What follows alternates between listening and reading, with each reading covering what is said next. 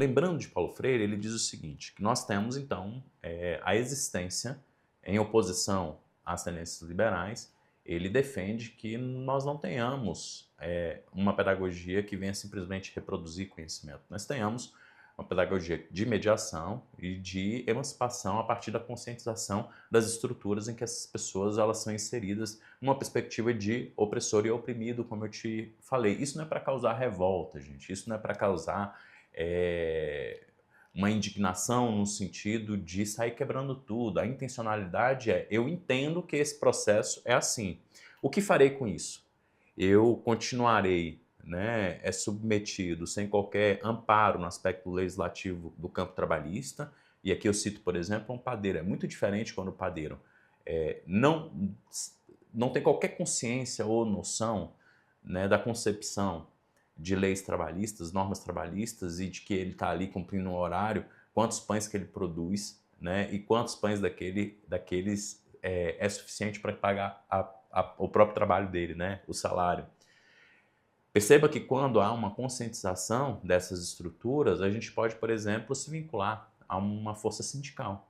E essa força sindical, que pode ter relação com uma classe, uma categoria profissional, que tenha, por exemplo, uma regulamentação da profissão com o conselho de classe, pode minimamente lutar por uma relação mais equilibrada dessa assimetria de poder entre quem detém a contratação e quem efetivamente está ali submetido ao processo de trabalho, E obviamente que o problema não é trabalhar, não é isso. O problema é quando há uma assimetria muito grande em relação ao seu trabalho, à sua força de trabalho e os resultados positivos que quem te contrata possui de maneira muito esdrúxula. E é por isso que a gente tem no país, aqui no Brasil, um abismo entre determinadas profissões, o que não acontece em algumas nações em que há um desenvolvimento voltado para uma qualidade de vida da população.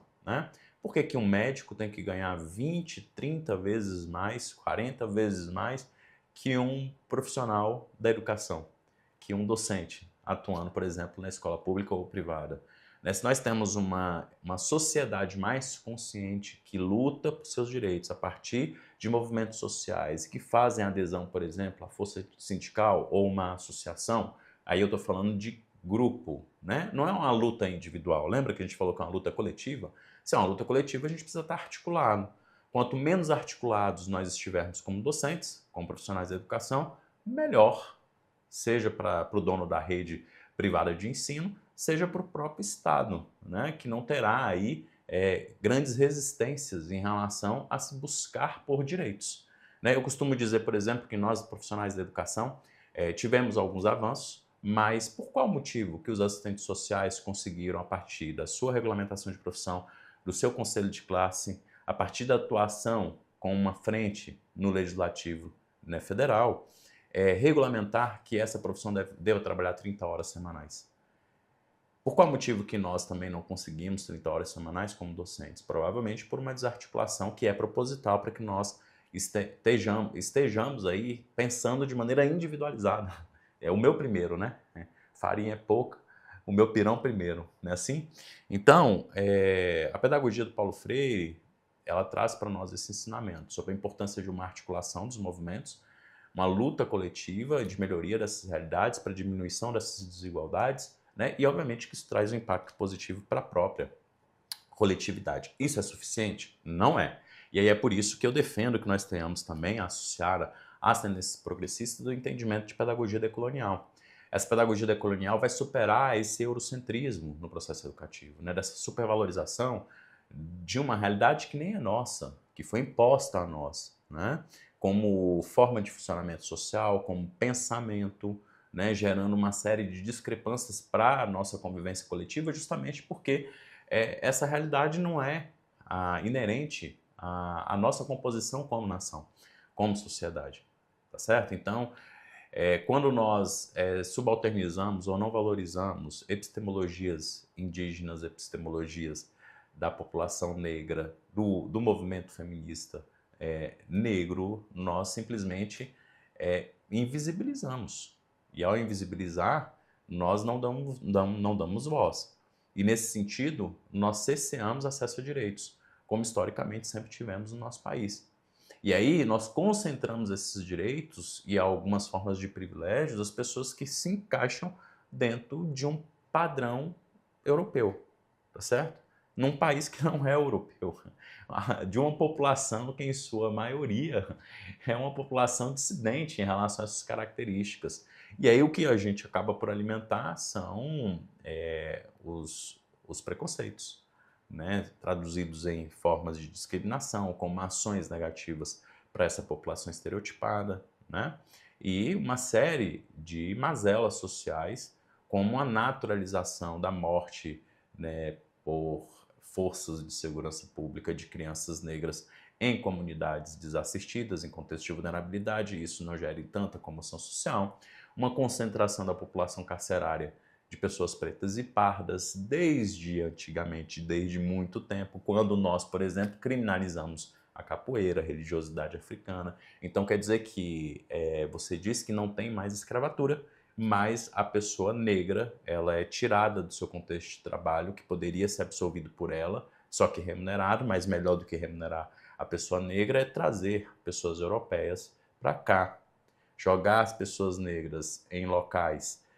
que elas não tenham qualquer assistência e acabem gerando, né, um processo de favelização dessas realidades, ao contrário das pessoas que vieram da Europa, que receberam casa, receberam terra, receberam trabalho e uma série de estímulos estatais formalizados para que a cultura ela pudesse se perpetuar mesmo estando em outro território. E aí nós criminalizamos a população negra em relação à sua cultura, em relação à sua religiosidade. A pessoa não podia comprar terra, a pessoa não podia trabalhar. E aí a gente vem com a história de mito de democracia racial, não tem racismo no Brasil. Pois é, esse racismo ele foi perpetuado pelo Estado, regulamentado pelo Estado. Né? E é por isso que quando nós falamos de políticas afirmativas, por exemplo, para pessoas negras, é uma forma de nós reconhecermos que o Estado adotou políticas públicas que gerou uma favelização das condições de existência dessa população, tá certo?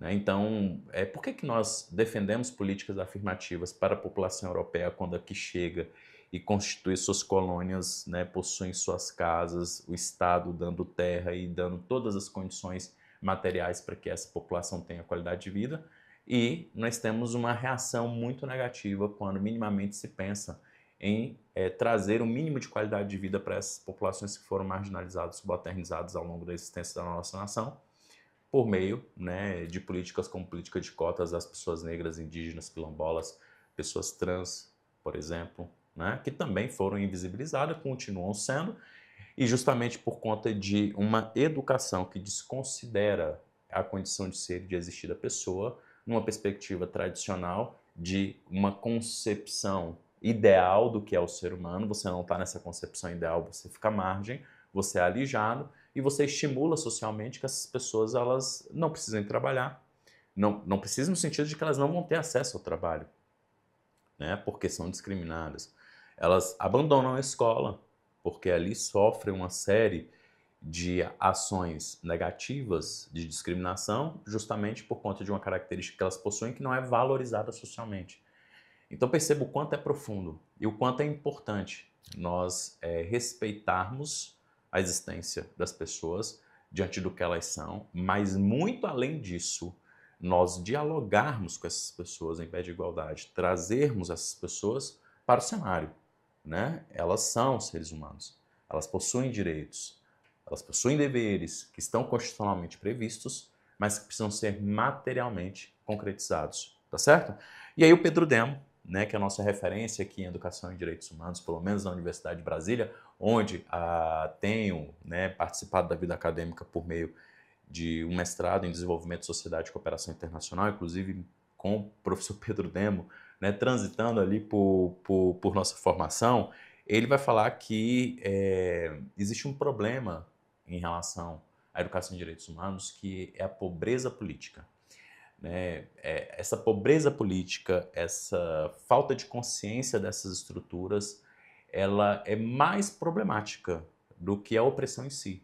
Porque quando você tem conscientização desses processos de opressão, quando a gente faz um paralelo com a pedagogia do oprimido e com a figura do opressor e do oprimido, não ter consciência, né, no aspecto político, e quando eu estou falando de política, eu não estou falando de política partidária, estou falando de política como ato decisório, né, de entendimento dessas estruturas e um posicionamento, por exemplo, como uma adesão a movimentos sociais. Então essa pobreza política, ela acaba direcionando a gente a uma exclusão social.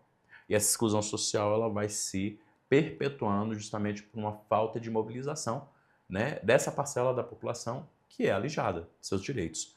Então, não saber que você é oprimido é mais grave do que a própria opressão. É o que nos traz o professor Pedro Demme, e ele defende que nós tenhamos aí uma educação que seja emancipadora, né, que vai fazer com que os nossos educandos e educandas sejam protagonistas nesse processo de transformação dessa estrutura social a partir de uma consciência cidadã. Essa consciência cidadã, lá no âmbito de desenvolvimento, é reconhecido no aspecto social como a possibilidade de nós termos liberdade. Que liberdade? Liberdade de sermos o que efetivamente somos. Eu tenho que ter liberdade religiosa, eu tenho que ter liberdade de identidade de gênero, liberdade de orientação sexual, tá certo? E aqui a gente está falando de teoria das capacidades, quando nós falamos da concepção de desenvolvimento de Amartya Sen. E ele vai defender que, olha só que interessante, imagine que você ganhe, vamos pensar no Mato Grosso do Sul, eu acredito que seja a remuneração docente mais alta do país, não é mesmo? No final de carreira deve estar o quê? 20 mil? Início de carreira é coisa de 10, 11 mil reais? Estou aqui supondo. Então imagine que você, vou fazer aqui um paralelo para você entender. Hoje você ganha, numa determinada rede pública de ensino, 6 mil reais, um pouquinho mais aí pensando no piso salarial nacional. E só que nessa região você tem educação, você tem saúde, você tem a lazer, tá certo?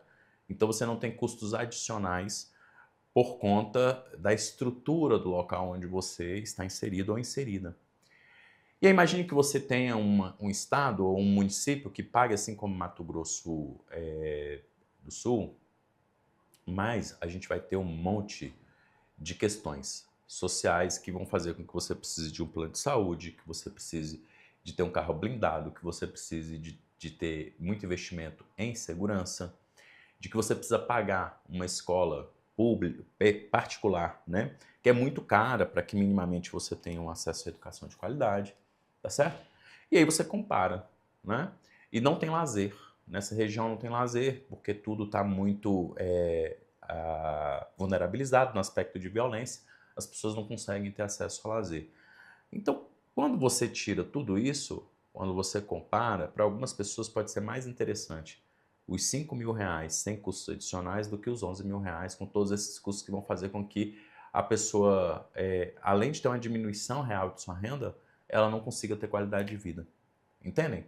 Então, quando a gente fala aqui, e olha que eu só falei da questão do dinheiro, né? Mas você imagine você tendo uma remuneração, quando comparada aqui sobre os 5 e os 11, de 11 mil reais, mas potencializada por toda uma estrutura funcional da sociedade que faz com que esses 11 mil sejam limpos, né? E que você não tenha custos adicionais para existir naquela coletividade. Entendem a diferença? Então, quando a gente fala de desenvolvimento, para além da economia, a gente está falando também da liberdade da nossa existência sendo reconhecida, valorizada e não subalternizada de acordo com essa característica que nós possuímos.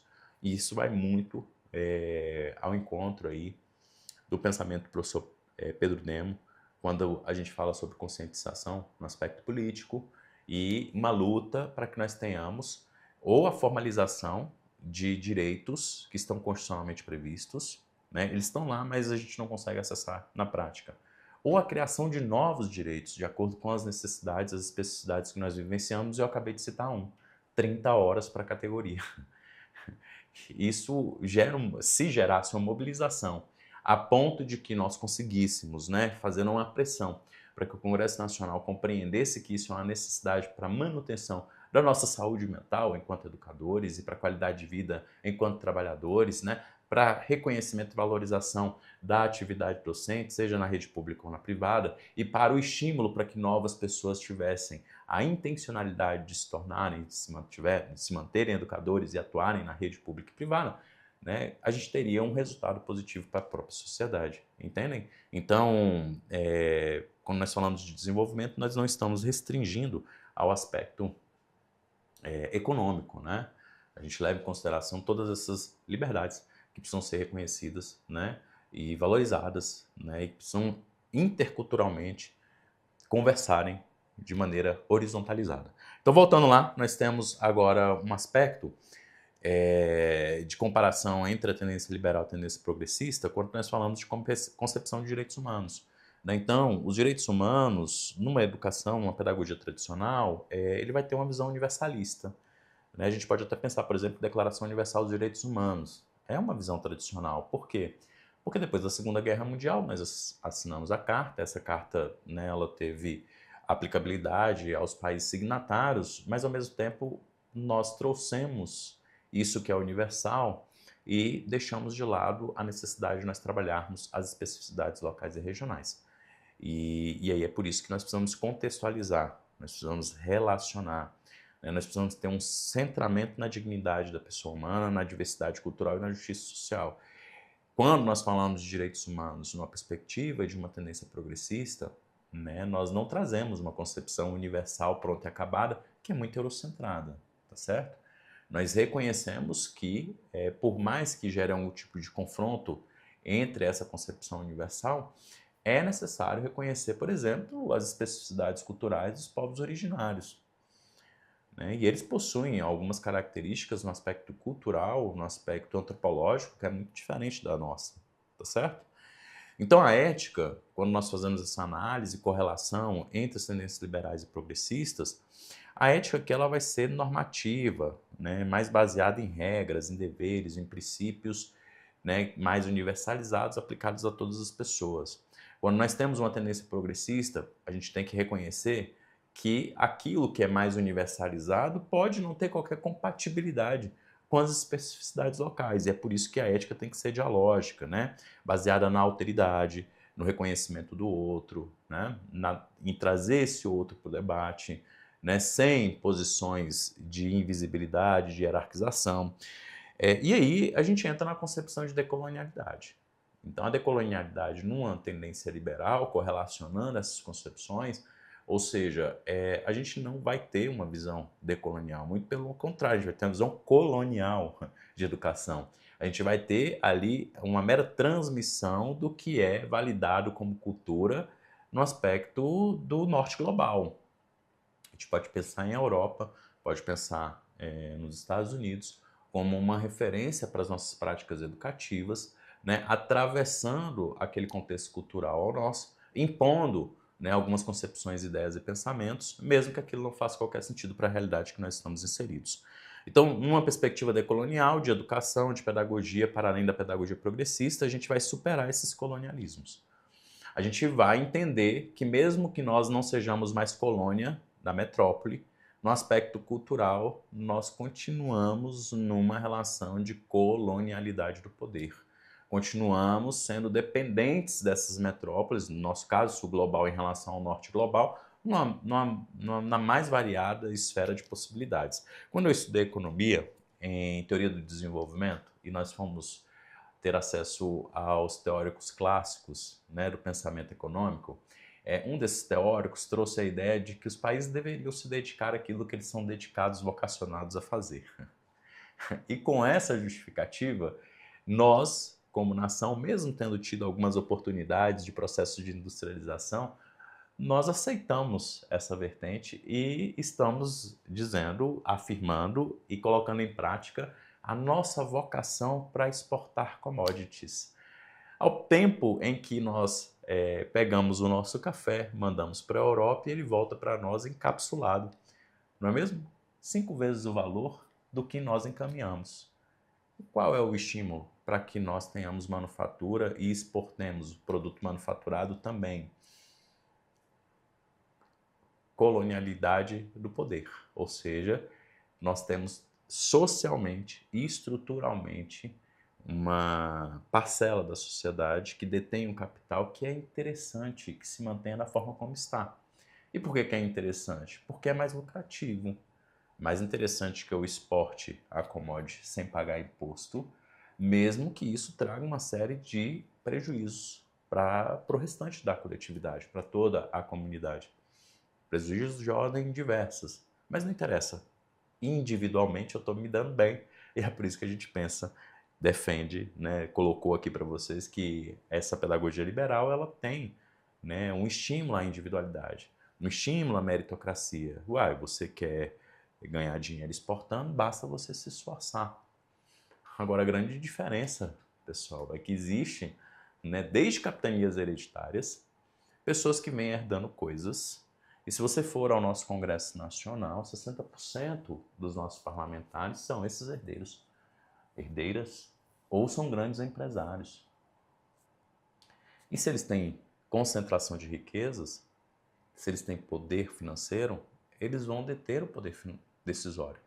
E é por isso que nós precisamos pensar muito bem. Quem que efetivamente, dentro, né, de um voto universal, que é o mesmo valor para mim, para você e para qualquer outra pessoa, a gente vai conseguir conscientemente colocar pessoas naquele Congresso Nacional que lutem pela educação ou pelos direitos, né, dos docentes.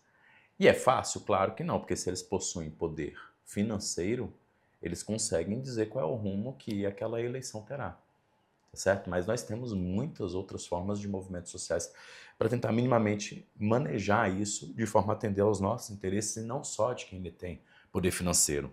E aí a gente entra na questão, na necessidade de uma interculturalidade, né? Não é só tolerar a diversidade, né? Ah, eu tolero a existência do outro no sentido de que eu respeito que ele existe.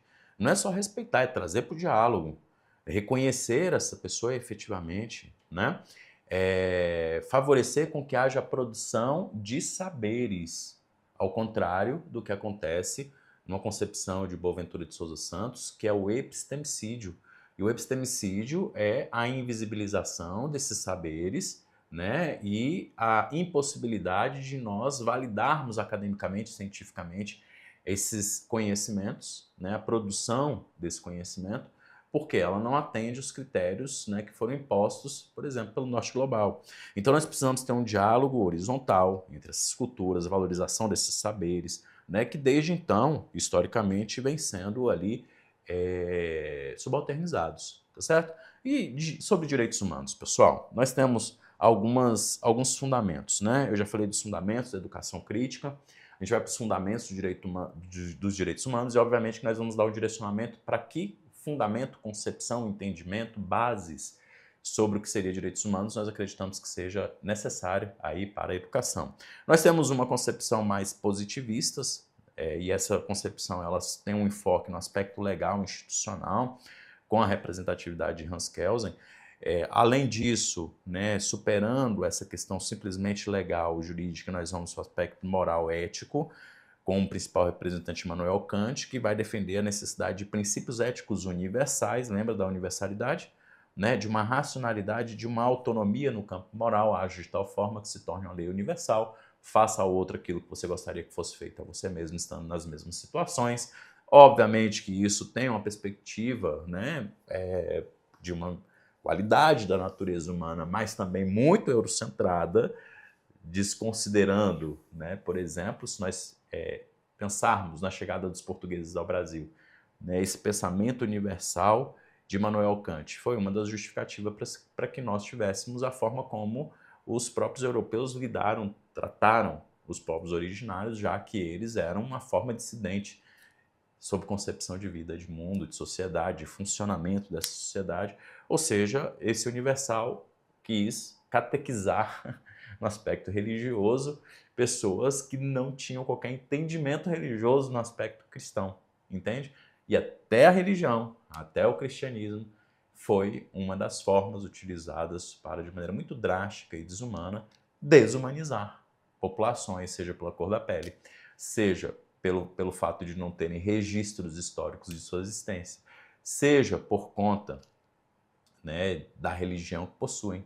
Enfim, aí a gente chega num fundamento político de direitos humanos, cito mais uma vez Boaventura de Souza Santos, que ele vai defender que os direitos humanos ele só surge por meio de lutas sociais, né? Política como ato decisório, como conscientização, autonomia, emancipação, articulação das pessoas em prol, em luta desses direitos, inclusive direitos, né, de nossa existência. Né? Se nós pensarmos, por exemplo, na população trans com expectativa de vida de 35 anos no nosso país, enquanto que para os demais nós temos 76 anos.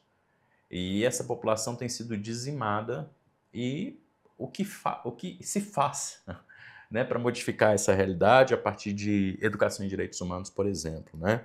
Então, o Boaventura de Souza Santos vai defender uma ênfase na emancipação e na participação.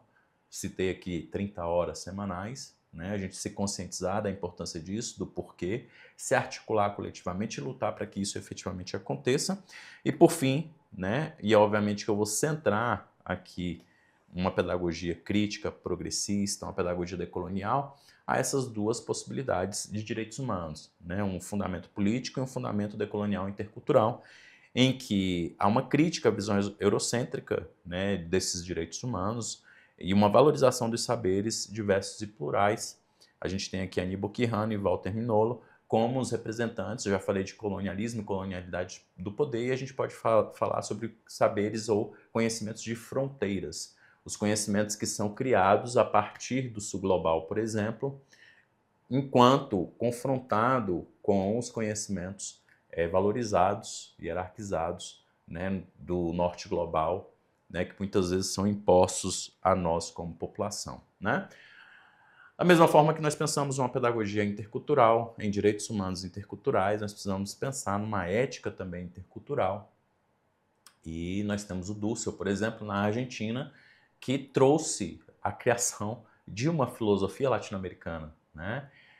Vocês provavelmente devem conhecer, talvez de maneira mais popular, a teologia da libertação, perdão, né? Mas ele teve várias etapas em que trabalhou, inclusive, o aspecto teológico, e essa libertação também entra no âmbito de uma emancipação, de um conhecimento dessas realidades, de um fazer filosófico na América Latina e pela América Latina e para a América Latina, né? E não trazido de fora com uma concepção voltada a uma subordinação da América Latina ao norte global, tá certo? Então a ética decolonial, a gente tem um reconhecimento, a escuta, o respeito às diferenças e dignidade de cada povo de maneira horizontalizada e não só um reconhecimento, uma tolerância de falar assim, ah, tá bom, você existe, eu deixo você existir, mas eu não te chamo aqui para o debate. Você não participa comigo em pé de igualdade, você não produz conhecimento comigo aqui não, porque quem é produtor de conhecimento sou eu, você é só consumidor desse conhecimento, dessa cultura, tá certo?